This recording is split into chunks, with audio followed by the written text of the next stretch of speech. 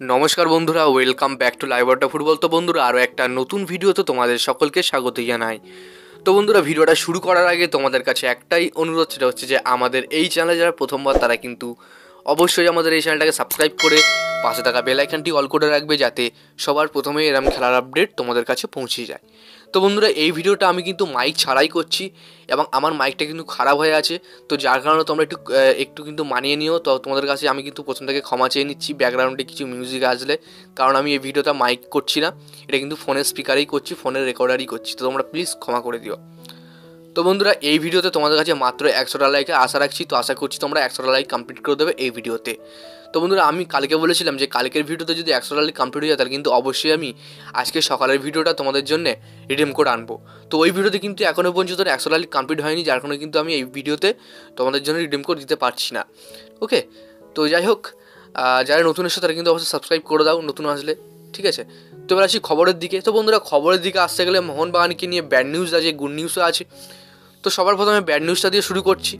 সেটা দেখো, ব্যাড নিউজটা হচ্ছে যে আজকে মোহনবাগান বনাম জামশেদপুর এফসি বড় একটা ম্যাচ আছে, এবং এই ম্যাচে মোহনবাগান যদি 3 পয়েন্ট তুলে নিতে পারে, তাহলে কিন্তু অবশ্যই লিগ টেবিলের একদম টপে থাকবে, এবং বাকি ক্লাবগুলোর থেকে মোহনবাগান একদম ধরাছোঁয়ার বাইরে থাকবে। যেটা কিন্তু আমরা সবাই জানি, জামশেদপুর বেঙ্গালুরু তার পিছনেই আছে, তো অনেকটা ডিস্টেন্স হয়ে যাবে এই ক্লাবের থেকে মোহনবাগান যদি আজকে এই ম্যাচটা জিতে যায়। তো আজকে এই মেন অর্থাৎ এই গুরুত্বপূর্ণ ম্যাচে কিন্তু দুটো প্লেয়ার আনঅ্যাভেলেবেল থাকবেন, যার মধ্যে কিন্তু অনিরুদ্ধ থাপা অবশ্যই আছে, এবং সঙ্গে সঙ্গে সাহাল আব্দুল সামাদও কিন্তু আনঅ্যাভেলেবেল থাকবে। হ্যাঁ বন্ধুরা, এটাই কিন্তু আসল খবর। সাহাল আব্দুল সামাদ এবং অনিরুদ্ধ থাপা এই দুটো প্লেয়ার কিন্তু আজকে এই জামশেদপুর ম্যাচে আনঅ্যাভেলেবেল থাকবে। তো তোমাদের কি মনে হয়, হোসে বলিনা তিনি কি পরিকল্পনা করতে পারে এই দুজনকে ছাড়া? তোমরা অবশ্যই কিন্তু কমেন্ট বক্সে জানিয়ে দিও। আর আজকের ম্যাচে কী হবে প্রেডিকশন কিন্তু অবশ্যই তোমরা কমেন্ট বক্সে জানাও। আমি দেখতে চাই আজকের ম্যাচে কে প্রেডিকশন ঠিক বলে। তো বন্ধুরা, এরপরে যে আপডেটটা দেবো সেটা কিন্তু কর্নার সিলসকে নিয়ে।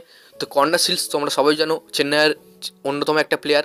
তো শোনা যাচ্ছে আইএসএল ট্রান্সফার মার্কেট থেকে ওই লিকটা দেওয়া হচ্ছে যে নুনো রেসের বদলে কর্নার সিলসকে মোহনবাগান নিতে পারে 1 বছরের ডিলে। তো তোমাদের কী মনে হয়, মোহনবাগান যদি কর্নার সিলসকে সই করাতে পারে, তাহলে কিন্তু মোহনবাগান কি কোনো বাড়তি সুবিধা পাবে? তো তোমাদের মতামতটা অবশ্যই কমেন্টে জানাও। মোহনবাগান যদি সই করায়, তাহলে কিন্তু অবশ্যই সামার ট্রান্সফারে সই করাবে, কারণ উইন্টার ট্রান্সফার বন্ধ হয়ে গেছে অলরেডি। তো তোমাদের কি মনে হয়, কর্নার সিল যদি মোহনবাগানে আসে, মোহনবাগান বাড়তি কোনো সুবিধা পাবে, বা মোহনবাগানের মাঝমাঠ কি আরও শক্তিশালী হবে? তোমরা কি মনে করো অবশ্যই তোমরা কমেন্ট বক্সে জানিয়ে দিও। এরপরে যে আপডেটটা দেওয়ার সময়ের সঙ্গে সেটা কিন্তু জেমি ম্যাকলারেনকে নিয়ে।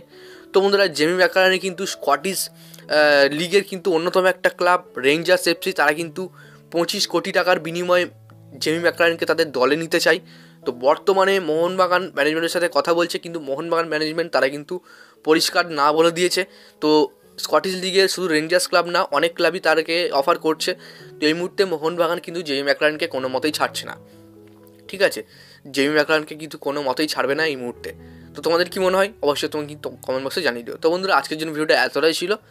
যদি তোমাদের ভিডিওটা একটু ভালো লেগে থাকে অবশ্যই লাইক করে দিও। আমাদের এই চ্যানেলে প্রথমবার যে হতো চ্যানেলটাকে সাবস্ক্রাইব করে পাশে থাকা বেল আইকনটি অল করে রেখো।